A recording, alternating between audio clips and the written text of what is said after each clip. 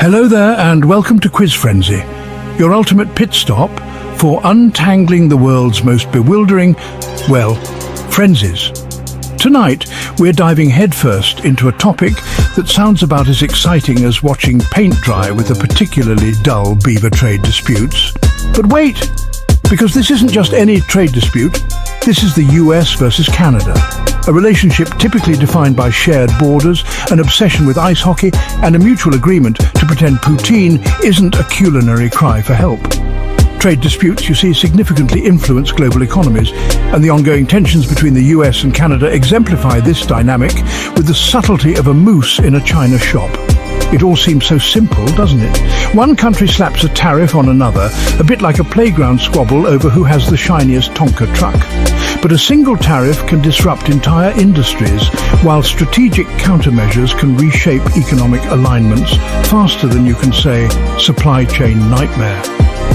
Initially, the US administration, in a move that surprised absolutely no one familiar with its negotiating style, which often resembles a bear trying to perform neurosurgery, sought to assert dominance.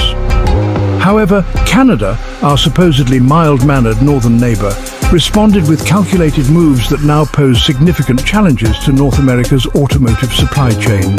We're talking factories, jobs, and the price of your next F-150 potentially going through the roof.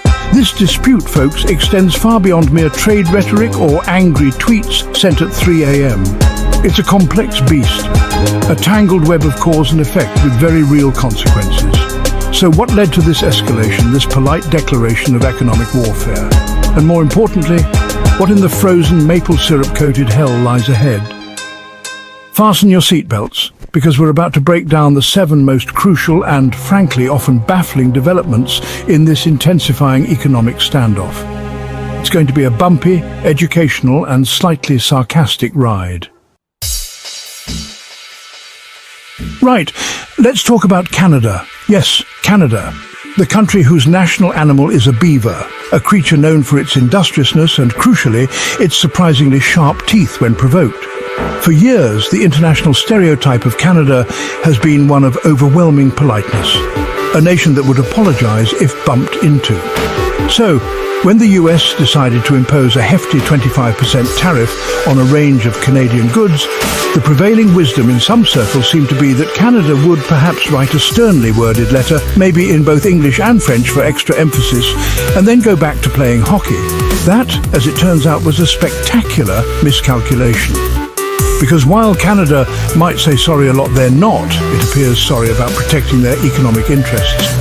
In response to the American tariffs, Canada didn't just roll over and play dead. Instead, they unfurled a plan of targeted retaliatory tariffs. This wasn't a blunderbuss approach, spraying tariffs wildly like a panicked skunk. Oh no, this was surgical. This was a meticulously crafted list designed to cause maximum discomfort where it mattered most. Think of it like this.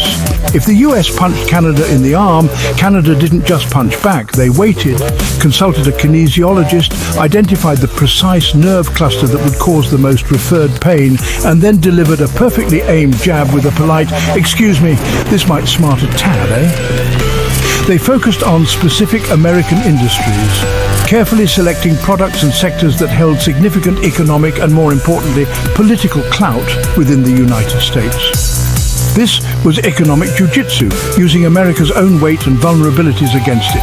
The selection process for these retaliatory tariffs was reportedly quite detailed. Canadian officials weren't just throwing darts at a list of American exports. They were looking at items produced in key political districts, items that would make influential voices back in the US sit up and say, hang on a minute, this is affecting constituents, donors, re-election campaign. It's a classic strategy. If you want to get a message through to the brain, sometimes you have to pinch the wallet.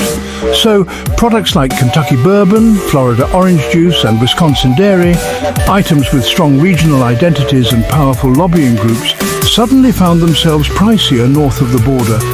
It was a clear signal. This isn't just about steel and aluminum anymore.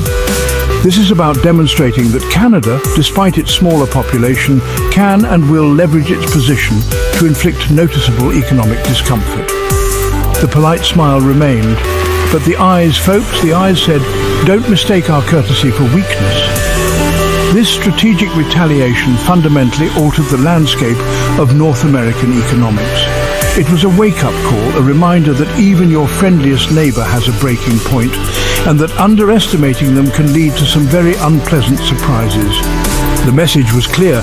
Canada was not going to be a passive recipient of American trade policy. They were an active player, ready and willing to use the tools at their disposal to defend their interests, and they were surprisingly good at it. The initial shock in some US circles was palpable. It was as if they expected Canada to simply absorb the tariffs, perhaps grumble a bit over Tim Hortons coffee, but ultimately acquiesce. Instead, they got a carefully calibrated economic counter-offensive that demonstrated a keen understanding of American political pressure points. This wasn't just about trade figures. It was about sending a message that would resonate through the halls of Congress and in the boardrooms of American corporations. And thus the stage was set for an escalation.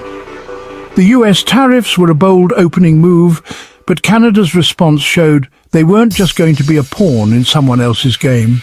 They were playing chess, not checkers. And they had just put the US king in a rather uncomfortable and increasingly expensive check. The era of simply assuming Canadian compliance was, it seemed, officially over. Now, if there's one company that embodies American innovation, technological prowess, and the occasional tweet-induced market tremor, it's Tesla. Helmed by a man who seems to communicate exclusively in memes and rocket launches, Tesla is more than just a car company. It's a symbol, a beacon of a futuristic, electric-powered America. So, naturally, you might think it would be somehow insulated from a trade spat involving, lumber and dairy. You would, of course, be hilariously wrong. Because, as it turns out, Tesla, for all its Silicon Valley swagger, finds itself smack dab in the center of Canada's increasingly assertive trade strategy. And why is that, you ask? Well, it's because those sleek, futuristic electric vehicles, the ones that glide silently down our highways, looking like props from a sci-fi movie, rely very heavily on good old-fashioned Canadian dirt. Or more accurately, the stuff that comes out of that dirt. We're talking about raw materials like nickel, lithium, and aluminum. These aren't just fancy-sounding elements from the periodic table you vaguely remember from high school chemistry. They are absolutely critical components in the production of EV batteries and the lightweight car bodies that make Teslas so efficient. And guess who is a major and conveniently located supplier of these materials to the US auto industry, including Tesla? That's right, our friendly, resource-rich northern neighbors. Suddenly, the idea of Made in America gets a little more complicated, doesn't it?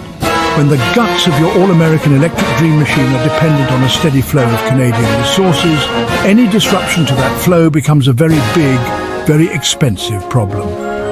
Canada's strategic position as a key supplier means that any trade friction, any tariff, any retaliatory measure can send ripples, or rather shockwaves, through Tesla's production lines. Imagine Elon Musk, a man who plans to colonize Mars, having to sweat over the price of Canadian nickel. It's a scenario rich with irony. The company that's all about disrupting traditional industries is now itself being disrupted by traditional geopolitical maneuvering. It highlights a fundamental vulnerability. Even the most cutting-edge technology is often reliant on decidedly non-futuristic global supply chains and, yes, the whims of international trade relations. This isn't just a theoretical concern. Tariffs on materials like aluminum, whether directly or indirectly impacted by the broader trade tensions, can significantly increase production costs for Tesla. And who do you think ultimately pays for those increased costs? If you guess the consumer looking to buy a shiny new Model 3, give yourself a gold star, or perhaps a slightly more expensive charging cable. The situation puts Tesla, and indeed the entire EV sector, in a precarious position. On one hand, they are champions of a greener future. On the other, they are caught in the crossfire of an economic dispute that threatens to make their components more expensive and their supply chains less reliable. It's a stark reminder that even visionary companies operate within the messy realities of the global marketplace. So while Tesla aims for the stars, its earthly operations are very much tethered to the trade relationship with Canada. This specific vulnerability demonstrates the intricate and often unseen interdependencies that underpin even the most lauded symbols of national innovation. Canada's leverage here isn't just about raw materials, it's about the future of a signature American industry. And that, folks, is a moose-sized problem indeed. All right, let's shift gears, if you'll pardon the automotive pun I absolutely intended to make, and talk about something truly integral to the North American identity, the auto industry. We're not just talking about Tesla anymore, we're talking about Ford, GM, Chrysler, the giants, the behemoths, the companies that built the cars your grandpa drove, and probably the pickup truck your neighbour uses to haul, well, probably more groceries than lumber, but you get the idea. This industry is now staring down the barrel of a trade war cannon. An often overlooked or perhaps willfully ignored aspect of these US-Canada trade tensions is the deeply, almost comically, interconnected auto industry supply chain. It's not as simple as one country making a car and selling it to another. Oh no, that would be far too straightforward for the glorious complexity of modern manufacturing. Instead, vehicle and auto parts manufacturing processes often span the US-Canada border multiple times before a car is finally assembled. Think of a single component, say an engine block. It might be cast in a foundry in Ontario, then shipped to Michigan for machining, then sent back to a Canadian plant to be integrated into an engine, which is then shipped to an assembly plant in Ohio to be put into a vehicle that might eventually be sold back to a Canadian consumer. It's like a never-ending game of automotive hot potato played across an international border, with each pass potentially adding cost and complexity if tariffs are involved. This intricate dance means that a tariff imposed by either side doesn't just affect the final product, it hits components, sub-assemblies and raw materials at multiple stages. It's a death by 1,000 paper cuts for profit margins and a logistical nightmare for supply chain managers who probably already have enough stress-induced bald spots to form a small hairless constellation. Your beloved F-150 or Chevy Silverado.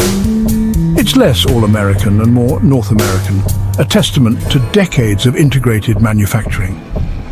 The imposition of tariffs, therefore, acts like throwing a handful of wrenches into this finely tuned, cross-border machinery.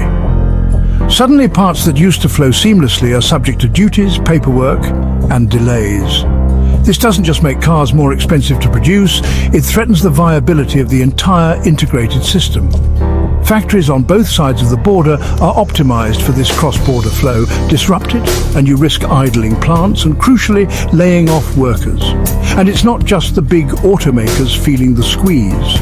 The auto industry supports a vast ecosystem of smaller parts suppliers, logistics companies and dealerships, all of whom are vulnerable. A slowdown in production at a major assembly plant can have a devastating ripple effect, impacting countless businesses and communities that depend on the auto sector for their livelihoods. It's a delicate house of cards, and the winds of trade war are blowing fiercely. The sheer scale of this integration is staggering. Billions of dollars in auto parts cross the US-Canada border every single day. It's one of the most significant bilateral trading relationships in the world, built on the premise of efficiency and mutual benefit. Introducing punitive tariffs is like deciding to perform surgery on this relationship with a rusty chainsaw. Messy, painful, and likely to cause more harm than good. So, while politicians might talk about bringing jobs home or protecting domestic industry, the reality in the auto sector is that home has been a shared North American workshop for decades. Trying to disentangle it now through aggressive trade actions isn't just risky, it's potentially self-destructive for an industry that is a cornerstone of both economies. The next time you see a Made in USA sticker on a car, remember it probably has a few Canadian cousins in its family tree. Now, it should come as no surprise to anyone who's ever witnessed a politician try to eat a corn dog gracefully that economic policies have political consequences. It's a fundamental truth, like gravity, or the fact that reality television is mostly scripted. And trade wars, my friends, are not just abstract economic theories debated in ivory towers. They have a very real, very tangible impact on voters, which in turn has a very real, very tangible impact on the people who need those votes to stay employed. As factory workers in, say, Ohio or Michigan see their hours cut or their plants idled due to supply chain disruptions caused by tariffs on Canadian steel or auto parts, they tend to notice. When farmers in Iowa or Wisconsin find that their soybeans or dairy products are suddenly too expensive for the Canadian market thanks to retaliatory tariffs, they also tend to notice. And when consumers across the country see prices for everyday goods creeping up, from washing machines to canned soup, guess what? They notice too. This noticing, this collective, hey, what the hell is going on here, is where the political repercussions begin to bite. Job uncertainties, shrinking profit margins for small businesses, and the rising cost of living are not exactly vote winners. Political leaders in Washington, particularly those who championed the aggressive trade stance, start to face increasing scrutiny, not just from the opposition, but from their own constituents who are feeling the pinch. It's one thing to talk tough on trade from a podium, promising to bring back jobs and restore national greatness. It's quite another to explain to a laid-off auto worker why their Canadian-made component is now too expensive, or to a farmer why their biggest export market just slammed the door. Suddenly, those abstract notions of national interest collide with the concrete reality of a mortgage payment or a grocery bill. And let's not forget the fascinatingly complex world of lobbying. Industries affected by these tariffs and the retaliatory ones have a habit of making their displeasure known in Washington, often with well-funded campaigns and very persuasive arguments. These aren't just angry tweets, these are serious conversations happening behind closed doors, where the true cost of these trade policies is laid bare, often in terms of campaign contributions and voter sentiment in key districts. The political calculus becomes incredibly tricky.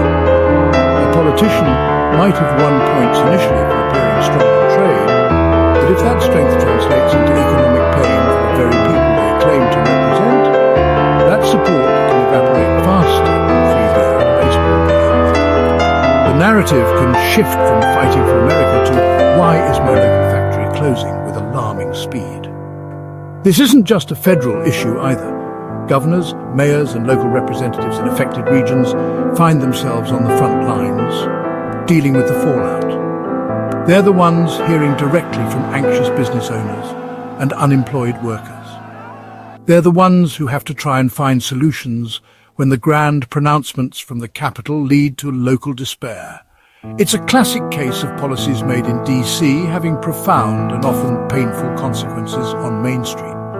Ultimately, trade wars test the political adage that all politics is local. When international trade disputes start impacting local jobs, local businesses and local economies, they become intensely local political issues. And politicians who ignore this do so at their peril, because the ballot box has a funny way of reflecting the economic anxieties of the electorate. The repercussions are not just economic, they are deeply and often uncomfortably political.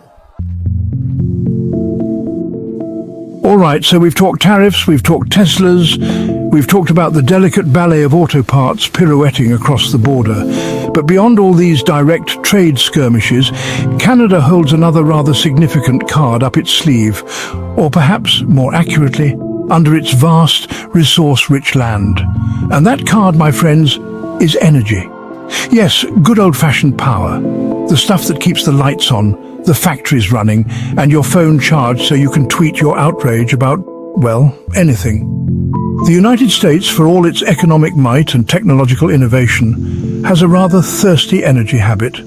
And a significant portion of the metaphorical Gatorade that quenches this thirst comes directly from its northern neighbour.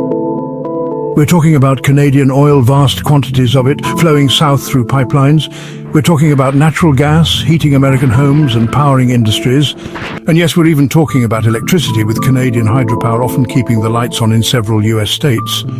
This reliance isn't trivial, it's substantial. Canada is consistently one of the largest, if not the largest, foreign supplier of energy to the United States. This creates a fascinating dynamic in the context of a trade dispute. While the US might be flexing its muscles with tariffs on goods, Canada possesses a fundamental strategic asset that the US economy critically needs: It's like arguing with the person who controls your oxygen supply. You might win the argument, but breathing could become an issue. Now, Canada hasn't to date explicitly weaponized its energy exports in this trade dispute. They haven't threatened to turn off the taps or dim the lights. That would be an extreme measure, an economic nuclear option with far-reaching and unpredictable consequences for both sides. But the mere existence of this dependency gives Canada a certain leverage, a quiet bargaining chip in the high-stakes poker game of international trade. Think about the political and economic implications if that energy flow were to be threatened even slightly. The US energy market is sensitive. Disruptions, or even the fear of disruptions, can send prices soaring, impact consumers, and create significant headaches for industries that rely on stable energy costs. It's a vulnerability that US policymakers are undoubtedly aware of, even if they don't like to talk about it much. This energy relationship underscores the deep integration of the two economies, an integration that goes far beyond manufactured goods. It's about fundamental resources. While the current trade dispute might be focused on things like steel, aluminum, and dairy, the underlying energy connection provides a crucial backdrop, a reminder of mutual dependence that complicates any attempt at economic decoupling. It also adds another layer to Canada's strategic thinking. While retaliatory tariffs on consumer goods make headlines and create political pressure, the quiet, consistent flow of energy southward represents a more profound structural power. It's not something Canada would likely interfere with lightly, given the mutual benefits, but its strategic importance cannot be overstated in any long-term assessment of the US-Canada relationship. So, as the US imposes tariffs and Canada retaliates with its own targeted measures, the immense, largely silent flow of energy continues. It's a constant reminder that despite the current squabbles, the two nations are linked in ways that are fundamental to their economic well-being. And in any negotiation, the side that controls a critical, irreplaceable resource often has a surprisingly strong hand, even if they choose to play it subtly. Canada, it turns out, literally has the power. Now, it would be tempting, perhaps even comforting, to think of this US-Canada trade spat as a sort of localized family feud, a North American kerfuffle that the rest of the world can watch with detached amusement, like spectators at a particularly awkward Thanksgiving dinner.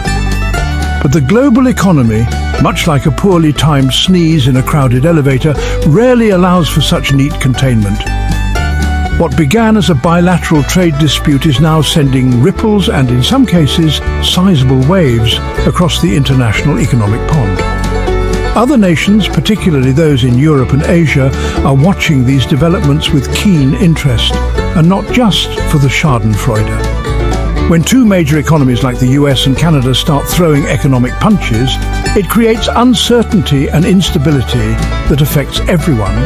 Trade routes are disrupted, investment decisions are paused, and the established rules of global commerce suddenly seem a lot less well established. European nations, for example, are finding themselves in a tricky position. Many of them have their own complex trading relationships with both the US and Canada.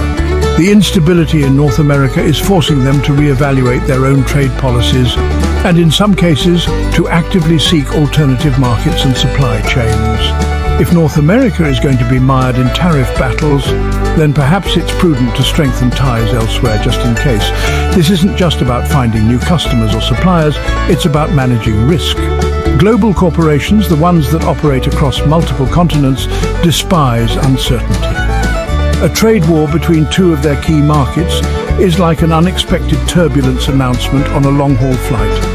Everyone tenses up, and the demand for tiny bottles of gin suddenly skyrockets. They start looking for ways to diversify, to make their supply chains more resilient, which can mean shifting production or sourcing away from the conflict zone. Moreover, the actions of the US and Canada can set precedents.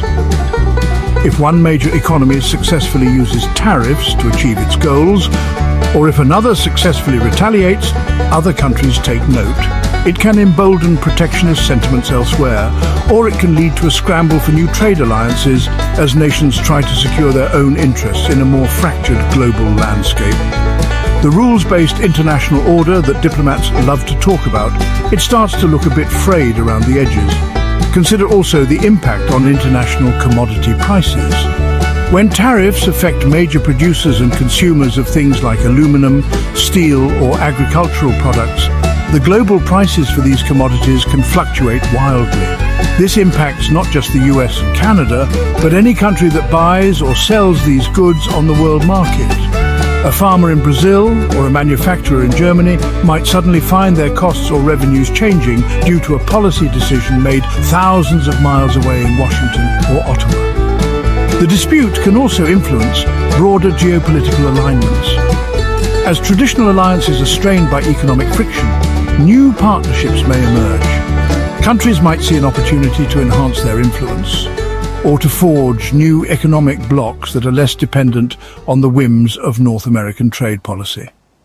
It's a slow, complex recalibration, but the tremors from the US-Canada dispute are definitely contributing to it. So, no, this isn't just Canada and America having a little tiff over who gets the bigger piece of the economic pie. It's an event with genuine global reverberations, influencing how other nations conduct their trade, how businesses plan their futures, and potentially how the very architecture of international economic cooperation evolves. The world is watching, and not just for the entertainment value. All right, we've waded through the murky waters of retaliatory tariffs, strategic resources, and global economic chess games. But beyond all the high-level strategies and political maneuvering, there's a much more immediate and frankly more relatable consequence to all this: the economic toll on everyday people. Because at the end of the day, trade wars aren't just fought by governments and corporations. They're felt by you, me, and anyone who occasionally enjoys the radical luxury of, say, buying groceries. Let's be clear, when countries impose tariffs, those costs often don't just magically get absorbed by the companies involved. Like a particularly unwelcome party guest, they tend to get passed along. And who's at the end of that passing along chain? That's right, it's us, the consumers. Suddenly that Canadian maple syrup, or that American-made washing machine containing Canadian aluminum, starts to cost a little bit more at the checkout. Grocery bills are a prime example. Retaliatory tariffs on agricultural products mean that imported fruits, vegetables, cheeses and meats can see price hikes. It might only be a few cents here, $1 there, but it adds up. For families already struggling to make ends meet, these incremental increases can be a significant burden, forcing difficult choices between, say, fresh produce and, well, other essential fresh produce. Then there's the delightful unpredictability of gas prices. While the energy relationship is complex, as we discussed, any trade tension that spooks the markets or hints at supply disruptions can contribute to volatility at the pump. And as anyone who has ever filled up a gas tank knows, those numbers seem to have a life of their own, often influenced by geopolitical events far beyond our control, including, yes, trade spats with our largest energy supplier. Small businesses, the supposed backbone of the economy, also find themselves in a particularly painful squeeze. Many rely on imported goods, components, or raw materials. Tariffs can dramatically increase their cost of doing business, forcing them to either absorb the losses, which many can't afford to do for long, raise their prices and risk losing customers, or in some tragic cases, shut down altogether. It's a brutal calculation for entrepreneurs just trying to keep their dreams alive. And let's not forget the impact on jobs. While politicians might claim tariffs protect domestic employment, the reality is often far more complicated. Industries that rely on imported components can become less competitive, leading to layoffs. Export-oriented sectors hit by retaliatory tariffs may also have to downsize. The net effect on employment can be negative, despite the initial rhetoric. Ask an auto worker whose plant slowed production due to parts shortages if they feel protected. The uncertainty created by a trade war also has a chilling effect on investment and economic growth. Businesses become hesitant to expand, to hire new people, or to invest in new equipment when they can't predict what their costs will be or whether their markets will remain open. This caution can lead to a broader economic slowdown, impacting everyone, not just those directly involved in traded sectors. Ultimately, the economic toll of a trade war is diffuse but deeply felt. It's in the slightly higher price of your morning coffee, the anxiety of a small business owner trying to balance their books, the worry of a factory worker facing an uncertain future. These are not abstract economic indicators. They are the real-world consequences of policy decisions. A reminder that what happens in the halls of power has a direct line to our wallets and our livelihoods. And that, folks, is a toll no one enjoys paying. So, there you have it. What began perhaps as a strategic power move, a bit of economic chest thumping, has rather predictably evolved into one of the most impactful and, frankly, perplexing trade wars in recent history. The conflict between Canada and the US transcends mere tariffs and quotas. It's a complex drama about economic influence, political survival, and the shifting tectonic plates of global power dynamics. It's a reminder that even your closest, most polite neighbour can and will push back when poked too hard, especially if you mess with their maple syrup or, more critically, their aluminum. The big question now is, what happens next? Will the US double down, maintain its stance, and potentially escalate this trade war further, consequences be damned? Or will cooler heads prevail, leading to a search for a resolution, a way to de-escalate and prevent potentially irreversible damage to decades of economic integration? The stakes, as they say in every dramatic movie trailer ever, have never been higher, and the consequences, both intended and unintended, will undoubtedly be felt for years to come, affecting everything from your car payments to your grocery bills. This is where you come in. What are your thoughts on this whole trans-border tangle? Are you feeling the effects? Do you have a brilliant solution that has somehow eluded the alleged best and brightest in Washington and Ottawa? We genuinely invite you to share your thoughts and experiences in the comments below. And for the latest updates on the automotive world, economic shenanigans, and more in-depth analysis like this, please subscribe to Quiz Frenzy and be sure to activate those notifications. Thank you for watching, and we'll see you next time, hopefully with slightly less bewildering news to report.